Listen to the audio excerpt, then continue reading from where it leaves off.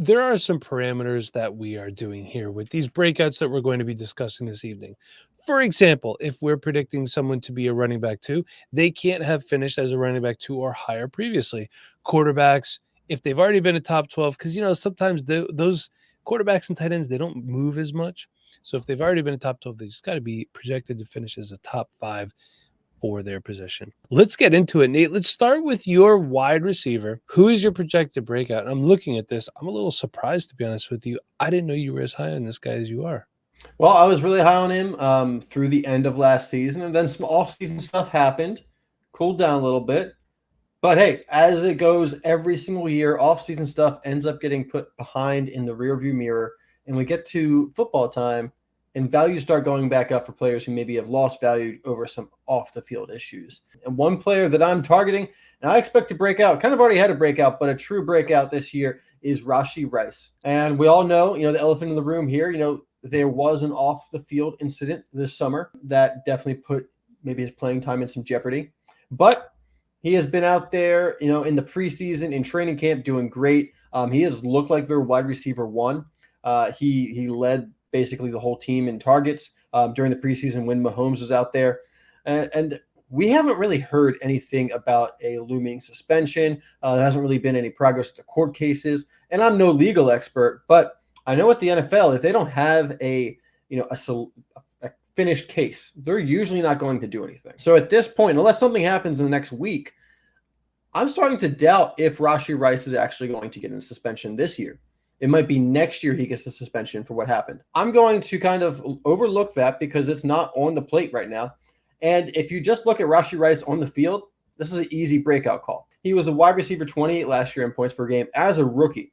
Saw over 100 targets, had 79 receptions, 938 receiving yards, and 7 touchdowns. And this is a guy that, took a couple weeks, of course, to actually get into production mode. He didn't even really hit over 60% snaps until the second half of the season. There are only 7 players, Mike, get this.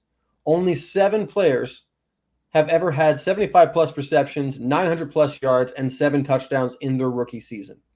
7 players, Rashee Rice being one of them. The other 6, Jamar Chase, Odell Beckham Jr., Justin Jefferson, Anquan Bolden, Michael Clayton. Kids, if you don't know who that is, go look him up.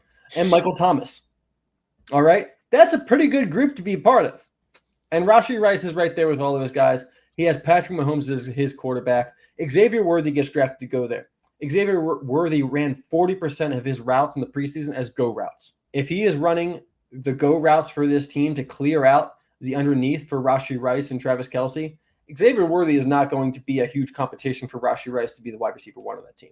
Now, if his usage changes, maybe my projection for Rice changes. But if he's going to be used like that, it's going to be looking pretty good for Rashee Rice. That's where I am. I'm buying back into Rashee Rice. The best time to buy back into Rashee Rice was 2 months ago, but there's still time now. He has fallen down rankings. He's not quite up to the value that he was before the end of the season. So there's still a little bit of a sale on Rashee Rice. You can get him. Romeo Doubs in a second. Fair value, maybe paying a little bit more than Rashee Rice's value because I do like Doubs as a breakout candidate. Might be talking about that later. Spoiler. Somebody might be. Or maybe Rashee Rice for a late first. I'm good with that. Maybe you get a throw-in player back on top of that. Yeah. Or Rashee Rice for George Pickens. I'm all in on that. Like I always say, don't forget you're not just buying the wide receiver, you're buying the quarterback too. Yeah. Who do we trust more as a long-term quarterback solution, Patrick Mahomes or the shell of Russell Wilson and Justin Fields ? Yeah, I don't really want to buy into that. That being said, I have a running back breakout for you, and that is Zamir White. You might be saying, Mike, this is low-hanging fruit. It's really not. There are some people who are still not convinced about Zamir White. That being said, temper your expectations. I'm expecting him to be a mid-end or mid to high-end running back too. He was running back 56 in 2023, running back 132 in 2022. Nate, he was behind Josh Jacobs for those 2 seasons. But he's now the de facto starting running back for the Raiders. And this is a team that had 356 rush attempts last year for running backs. I'm not any of these rushing attempts that I give you in this talking about my running back here. No quarterbacks factored in. I will make notes otherwise. So Luke Getsy, who is the offensive coordinator for the Bears the last 2 years, he's in town. Check this out. Last year, the Bears had 360 rushing attempts, and Justin Fields had 124. Okay, so a lot of rush attempts. And in 2022, the Bears had 368 rushing attempts. Fields had 160. Now, I understand that they had to run the ball because their receiving core kind of iffy. Justin Fields not the best passer. That being said, I think with a traditional style quarterback, you're going to have a lot of running here. He's only 24. He's 121 career rush attempts. And Nate, the tread on the tires, it's still good. He is nowhere near 2/32 of an inch, which is the state minimum for a safety inspection in the state of Pennsylvania. Get your tires checked for winter, everybody. This is a guy I want, and he's only going up. 132 and 22, 56 and 23. Now the backfield said, Mike, but Alexander Madison is here. Has anyone ever watched Alexander Madison when he has to be the guy? It's not pretty. When he's not supposed to do anything, he shines. When the spotlight's on, he shrivels. A couple trades I saw here on Fantasy Calc. I saw James Conner and a 25 fourth for Zamir White. Interesting. I don't know how I feel about that one. James Conner, I think, is going to be better this year. Zamir White could be a better long-term solution. I saw one Hollywood Brown straight up. Okay. And as you mentioned in the last segment, he did get hurt recently. And I think a second gets the conversation started, but I think you're going to be more than that. I did see a bunch of completed trades for a second. They were recent too. It wasn't like a few months ago. They were recent. But I can tell you the leagues I'm in, I don't think anybody's taking a second for Zamir White.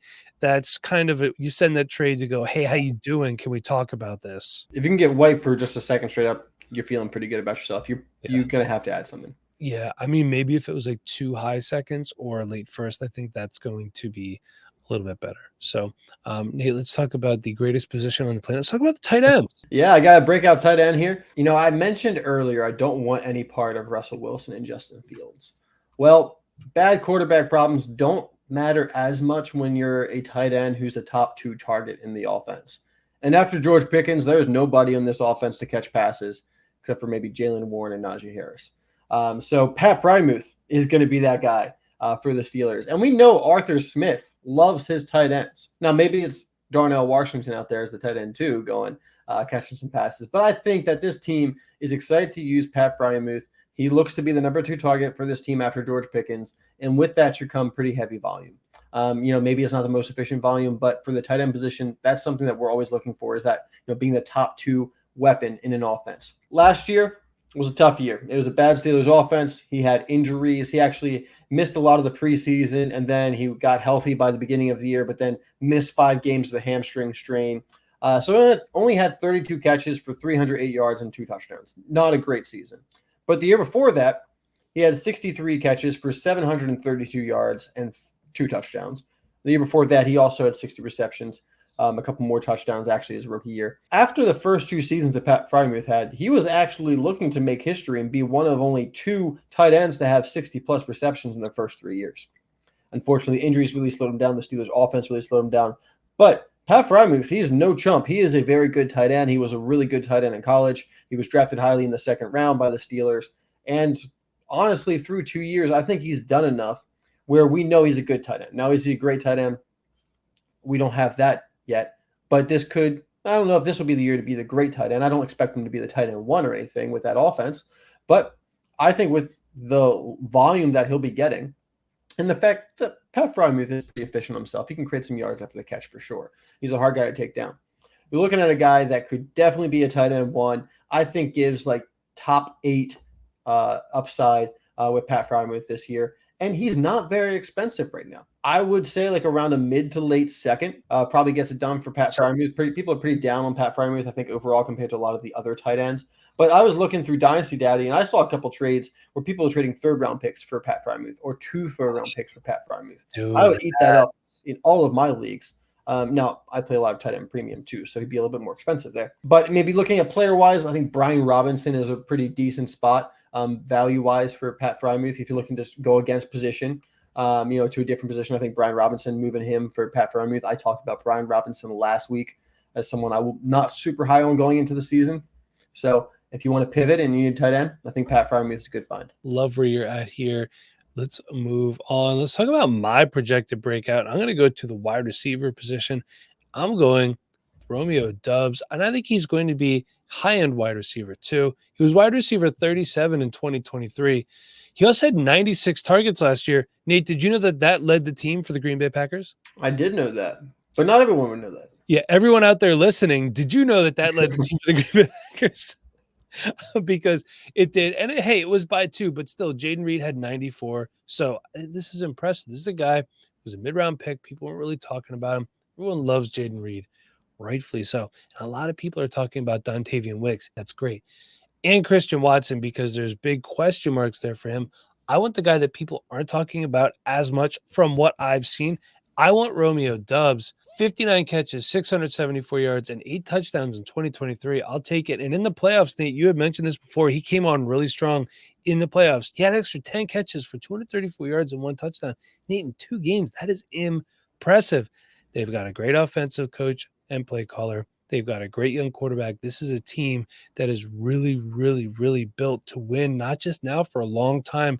Romeo Doubs going into the 3rd year of a 4-year contract. Sign me up. I did see a couple trades, 25 second. I saw another one, Terry McLaurin for Romeo Doubs in a 4th. That's, I mean, I think I might like Terry McLaurin a little bit better this year, but I don't know. Again, you're buying the quarterback. Who do I like more, Jordan Love or Jaden Daniels? I got to go. McLaurin's in line for like a 35% target share. Like, that is true. Nate, let's talk about your favorite position in fantasy football. Let's talk about the running back position. Who's your running back breakout? All right, this is a guy that I've been on, Mike, for years now, since he was at South Carolina, and no one was talking about this guy. He went undrafted, and now he is in line to be the starter for the Dallas Cowboys, and that is Rico Doubtle. And I just have the biggest smile right now because this was a guy that I was so excited about. Like the first year that I came onto the Dynasty Rewind, I was talking about this guy. I remember. I knew that based on his injury history, even though we saw some incredible flashes from him, that he wasn't going to be drafted. But I knew that, hey, just give this guy a shot, put him in a training camp. He'll stick on a roster as the RB3, RB4 somewhere, and maybe he'll get an opportunity. Well, I've had to wait many years for this opportunity, and it has finally come back to us. And Rico Doubtle is the starter for the Cowboys. We're going to have a breakout season by Rico. I'm super excited for it. He's got Zeke to deal with, but Zeke is not the Zeke of old. No. And we've heard that Dalvin Cook might be going there. I'm really not worried about Dalvin Cook either. He's not the Dalvin Cook of old either. In fact, Zeke and Dalvin Cook are there. Maybe that even just really implants Rico where he is because they're not bringing in young competition for him. They're just bringing in the old vets just to make sure that if he messes up, there's a veteran to jump in there. So Rico is right now in line for 50-60% of those carries, I would imagine, at the Cowboys. Has not had an RB1 finish, has not had an RB2 finish. I don't think he's even had an RB3 finish. Not any production history really for Rico out there. Nope. But I think he could have a top 24 finish this year, Mike. Maybe. Did you know he hasn't had a carry, or he didn't have a carry for 2 years at one point? Yeah. 2020, he had 7, and then he went 21. I think he was hurt 22, 0 carries, and then 23. He had 89. Yeah, but you know what? He was still sitting in my taxi squad. He's fresh. A couple weeks. He's fresh. He's so fresh, man. He's so fresh. And you know what? It doesn't take too much to be a top 24 running back in the Dallas Cowboys offense. Tony Pollard last year was inefficient, did not look explosive, got pretty good volume though, and ended up as the RB14. So, if Tony Pollard can be the RB14 on that team and look like he did last year, I think Rico could probably, get like RB20. Maybe he's right there, RB24 this year. Still counts though. This guy's, I don't have like incredible stats to tell you why Rico's going to be awesome and a breakout candidate this year, but I do have two. I do have 2 stats. One both from Player Profiler, 20.8% juke rate, 18th among running backs. But what's even better is he created 3.92 yards per touch, Mike, which was 9th among running backs in the NFL. So you got a guy who can create some yards for himself. He's going to get some volume, averaged over 4 yards per carry last year. There might be something here. And when you can get this guy for a 3rd rounder, Antonio Gibson, Aldrich Estime, Jaleel McLaughlin, I don't know. I mean, I get it. He's not the most sexy pick in the world, but this guy's going to get volume, and I don't think he's going to be great, but I don't think he's going to be bad either. And with volume comes points. Let's move on to my favorite position again. Let's talk about the tight end position. And I'm talking about Atlanta tight end Kyle Pitts. I'm expecting a top 5 finish for him. And I'll tell you why. His highest was tight end 6 in 2021. It's a couple years ago now. He was tight end 33 in 22 and tight end 13 in 2023. He's going to be playing with the best quarterback of his career, Michael Penix Jr. Just kidding. It's actually Kirk Cousins. Let's take a look. We're going to go back, and I understand that they're not the same players. Let's talk about TJ Hawkinson for a minute. His last full season with Kirk Cousins, he had 86 catches for 914 yards and 6 touchdowns. It was in 2022. He finished his tight end too. I think we can all agree that as a consensus, dynasty content creator thingy, whatever you want to call us, I think putting the two prospects back to back, everyone would have said that Kyle Pitts is by far and away the generational prospect of the two, this and that. Could agree with that over TJ Hawkinson, right? Yeah. Most people would say that. Yeah. So don't you think that it's not beyond the means that Kyle Pitts could do that with Kirk Cousins? And I'll tell you why. He should be the second target in Atlanta's offense, because after Drake London, the Atlanta wide receiver room is just not good. The other two starters, when I looked it up the other day, listed was Ray McLeod and Darnell Mooney. I just sold Darnell Mooney for Trey Tucker and a pick because I do not believe in Darnell Mooney. There you go. So I'm all in. I think this is the year, to be honest, that we see the type of breakout production we've been expecting from Kyle Pitts all along. And a couple of trades I saw, Trey McBride straight up. I don't know how I feel about that one, to be honest with you. I'd be happy either or. Yeah, I guess so. And then I saw 2 seconds for Kyle Pitts, which I thought was odd. Because I think a lot of people are pretty on Pitts. You know, this is a guy that, you know, a lot of people forget his rookie year, he had 1,000 yards. He did, yeah. It's so long ago at this point, too. Feels like forever ago. I know. It's just crazy. You know, we're just waiting and waiting and waiting. And, hey, finally, they have the quarterback that I think can get it done for them. Well, you know, I'm looking at his career stats. 1 touchdown his rookie year, 2 touchdowns his second year, 3 touchdowns last year. He's going to get 4 touchdowns this year, man. Yeah, hey, man. Well, I mean, look, Hawk had that tight end 2 season. He only had 6 touchdowns. So if Kyle Pitts goes for 8 touchdowns this year, just say, you know, like 70 for like 800 some yards and 8 touchdowns, you're going to be extremely happy. Top 5 season right there. Yeah. I mean, his 1,000-yard season, he had 68 catches. Yeah. He did average 15.1 yards per reception. So 110 targets. He's athletic. He can get it done. Move him around, put him out, line him up like a wide receiver. Mm-hmm. Do whatever you need to do to get it. This guy's a 6'6" tight end that is an athletic freak. Let him use his athleticism. So Nate, let's talk about your quarterback breakout. So I had to think about this one for a while because you took the easy one, I filled out the show sheet after you, of course. But I decided to go with Tua. Admittedly, I thought about him. I wasn't sure how to plead my case, so I'm interested to hear what you say here. Yeah, and technically I'm kind of cheating because in points per game, he was quarterback 16 last year, quarterback 9 the year before that, quarterback 21 3 years ago. In total overall finish, last year he was quarterback 9, so technically he's already been a top 12 quarterback, but quarterback 16 in points per game. And then quarterback 15 in 2022, quarterback 26 in 2021. So technically he has been a quarterback 1 before, but he's never been a quarterback 1 in both points per game and seasonal overall finish in the same year. You're going on a technicality. I'm going on a technicality here because I'll be honest, there wasn't a lot of other options because I think our top 12 or so is pretty set in stone with who we expect to be there. You know, I wanted to try to make an argument for like Trevor Lawrence, but I think that offense still has a little bit of ways to come before he's truly a quarterback 1. I have more of that quarterback 13 through 15 kind of range. I thought about Bryce Young, but I don't think he's going to be quarterback 1 just yet. If he had a quarterback 16 season, I think we'd be ecstatic with what we saw last year. So I got down to Tua as the one guy that I felt, you know, who was left that could have that breakout year because he just got paid. And it's important for a quarterback to get paid. You know, I think for Tua, he'll play better. I think we saw after he got paid, he's been a lot more open, maybe better or worse for some things because he's talked some things about like Brian Flores and stuff like that. But he seems more comfortable now. And not only did he get a contract, but Jalen Waddle got paid. Tyreek Hill is talking about how he's ready for his next contract. So if you're still holding on to Tyreek Hill's going to retire like in a year, just get that out of your mind. That is long gone, and you never should have believed in the first place. So he's looking for a new contract. Waddle just got one. So this offense is pretty locked in, and we know this offense can be productive. He led the league in passing last year. Did you know that? 4,600 yards. He can do it. He had 29 touchdowns last year, almost 30, which is a really good number to hit for a quarterback. So he's got a great passing offense. He's going to hit those numbers. But what stops him from being that top 6, top 8 quarterback is the rushing. All right, because last year he only had 74 rushing yards last year. And that holds you back in fantasy football from being that top guy.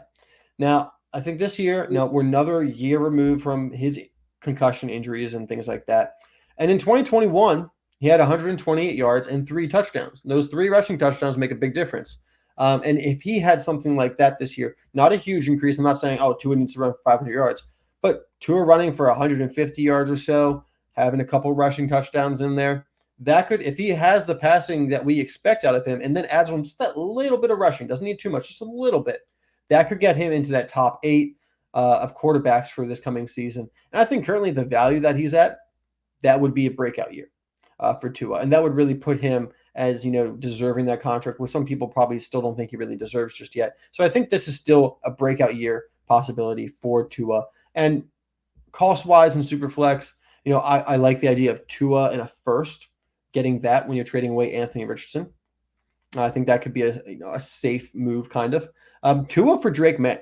You go and keep trade cut. I think Tua's above Drake May, and I get the excitement of having the new rookie, the highly drafted guy, but Tua was a highly drafted guy too, and we know what he can do. He led the league in passing last year, and he's got the long-term contract now. So, you can like Drake May, but Drake May might just be Tua Tagovailoa. I mean, he might be better, but you can just lock it in right now if you want, especially if you're a contending team.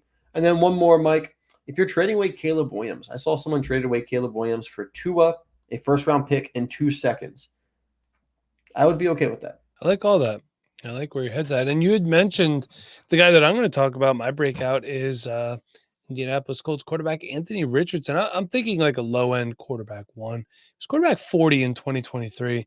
Call it low-hanging fruit or whatever you want because he was hurt. But we saw the raw athleticism. Let's see him put it all together. And sometimes, I know, Nate, you always say, and I do agree that we want to see these guys on the field, maybe that year to step back and just observe and just kind of do the mental reps or shadow reps, as I've heard it called on a few podcasts here and there. Maybe that's not a bad thing either. Only 577 passing yards in 23 and 3 touchdowns. He did have a 3-to-1 touchdown to interception ratio, so he's not turning the ball over a lot. That was kind of one of the things that I was concerned about with him. He did have almost a 60% completion percentage.